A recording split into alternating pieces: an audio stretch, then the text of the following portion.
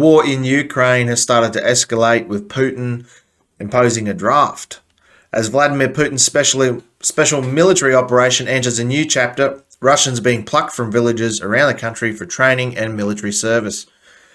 You can see some of the images here of military grabbing people and pushing them onto buses and planes, getting them mobilised to go to training camps. It's fucking pretty bad. It's fucked up. A lot of those people are going to their death and they know it. A day after President Vladimir Putin announced the call-up that could sweep 300,000 civilians into military service, thousands of Russians across the country received draft papers on Thursday, and some are being marched to buses, planes for training, perhaps soon a trip to the front lines in Ukraine. Putin's escalation of the war effort was reverberating across the country, according to the interviews, Russian news reports and social media posts. As the day wore on, it became increasingly clear that Putin's decision had torn open the cocoon, shielding much of Russian society from their leader's invasion of a neighbour. Mothers, wives and children were saying tearful goodbyes in the remote regions as officials, in some cases ordinary school teachers, delivered draft notices to houses and apartment blocks in the mountainous eastern Siberia. The Russian news media reported school buses were being commandeered to move troops into training grounds. My husband is 38 years old. He is not in the reserve. He did not serve, Mr.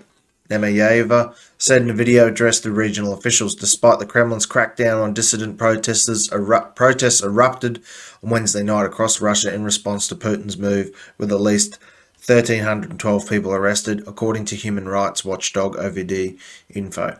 More protests were reported Thursday, including Dagestan, an impoverished southern Russian region where anti-draft protesters blocked the federal highway. Military-aged men clogged airports and border crossings trying to flee. Some ended up in distant cities like Istanbul, Namagan and Uzbekistan. We decided that we don't want to live in this country anymore, one reservist said after arriving in Turkey.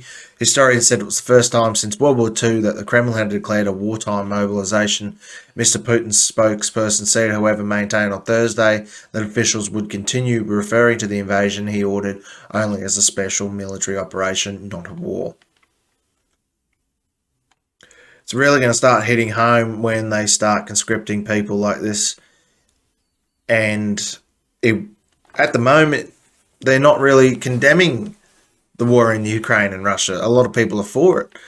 And there's obviously, people that aren't for it, but they protest, they get arrested immediately before they can even get some of the words out of their mouth. They're fucking dragged off into police vans and cars by police. Then the war started there, he said. Now it also started here. As with much about Mr. Putin's war, the draft caught many Russians unawares. Many have been tuning it out with polls showing them that nearly half the public was paying little attention to the events in Ukraine, because their state media has been lying to them from day dot. They said they've been winning. They haven't been winning. They said it's been liberating Ukraine. It's obviously not what the Ukrainians want. For months, military analysts and Western officials have been predicting that Putin would be forced to impose a draft at some point, given his army's severe losses in Ukraine. But as recently as this week, even as the Russian parliament passed a law that codified a punishment as much as 10 years in prison for draft dodging, senior officials said the state media insisted that any talk of a draft was part of Western propaganda campaign.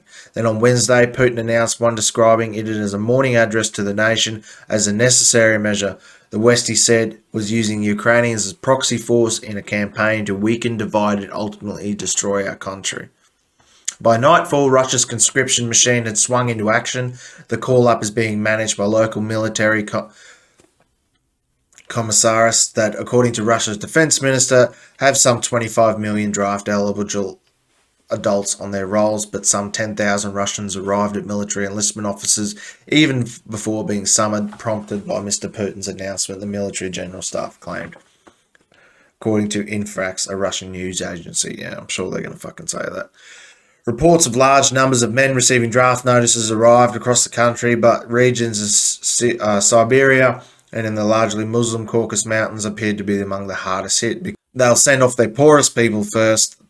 There's many songs written about it. System of a Down's got one. Why do poor people always fight the wars? By nightfall, Russia's conscription machine had swung into action. The call-up is being managed by local military commissariats that, according to Russia's defense minister, have some 25 million draft-eligible adults on their rolls, but some 10,000 Russians arrived at military enlistment offices before even being summoned. Prompted by Mr. Putin's announcement, the military general staff claimed, according to Infoax, a Russian news agency. That's a little bit of propaganda from the Russian news agency there. They're going to send off their poor people first. Reports of large numbers of men receiving draft notices arrived across the country, but regions in Siberia and largely Muslim Caucasus Mountains appeared to be among the hardest hit. They're going to send off those demographics, demographics that they don't approve of first. They're going to be their meat shield in a war. It's happened before. They've done it before. It's happening all over again. But if they're enlisting people that they're not just using their current military force, shows that the war is going to be a lot bigger than what they first anticipated. Scary times. It's not going to end well. We'll have to keep a close eye on what's going on over there, but America's just keeps pushing in keeps pushing in money. European Union's pushing in money. Australia, we're sending them fucking vehicles, money, anti-tank weapons, things like that. Just escalating it to the point where Putin might even use tactical nuclear weapons, which would not surprise me.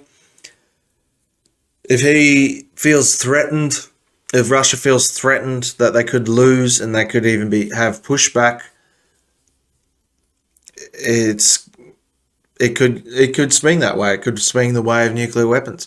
They're going around trying to get parts of Ukraine that they're holding, actually under Russian hold at the moment. They're trying to get them to vote so that they can have a referendum saying that they want to be a part of Russia, not Ukraine. And they're going around forcing these people to vote. I can imagine which way they're expecting them to vote. Forcing these people to vote in an illegitimate referendum. And if that's the case, and Russia goes and says that Ukraine, those parts of Ukraine is now Russia, when they get pushed out of there, or when the Ukrainians hit those cities, hit back at those cities that the Russians have occupied, Russia's going to go to their state media, going to go to their people and say, look, Ukraine is now pushed into Russia. This is Russian sovereign soil. We are going to take them out no matter what weapons we need to use. And then if they feel necessary, they could definitely drop a nuke on them, which I wouldn't put it past Putin at the moment. I mean, he's apparently got cancer. He could be dying of cancer. He wants to see Russia turn into the USSR again before he dies and leaves a legacy for the Russian people as far as he sees it. So I wouldn't put it past him using tactical nukes, and the Biden administration wouldn't be able to do anything about it. The European Union, anyone in Europe wouldn't be able to do anything about it because there's no cohesion. They're too busy infighting with each other and worrying about what pronouns to call people. I mean, the American Navy had a video the other day saying that they need to figure out, you need to know people's pronouns. The Russians, these soldiers, these draftees, these people that are getting sent to the slaughter aren't going to ask you for your pronouns when they fucking shoot you in the face. There's plenty of footage online about the war that's going on in Ukraine, and I haven't seen a single one where anyone's been asking pronouns before they get shot or shelled. So I think America needs to wake up and see what they've fucking caused and de-escalate the entire situation somehow. Something needs to happen before it goes too far. And I think it's getting to that point now. It's getting to that point very soon that something's going to happen that can't be taken back. A nuke will be dropped, a shell will be sent that cannot be unfired, and it will trigger something a lot bigger than what it is already. We're on a downhill slope into World War III. And people like a weak President Biden, people in the German Chancellor, who is completely dependent, Germany is completely dependent on Russia. They won't lift a finger because they need, especially coming into winter, they need the Russian oil and gas. And Russia's going to make them pay for it with blood, sweat, and tears. So they're going to get a free reign over Ukraine. And it's all their own doing. And they're using the Ukrainian people and the poor people in the Caucasus Mountains and Siberia, these Muslim minorities in Russia and that, they're using them as cannon fodder. It's always the poor people that die. And it's just going downhill real fast. We'll see where that goes, I suppose. Thanks for watching. Don't forget to share, like, and subscribe. Leave a comment down below, and I'll see you guys in the next video.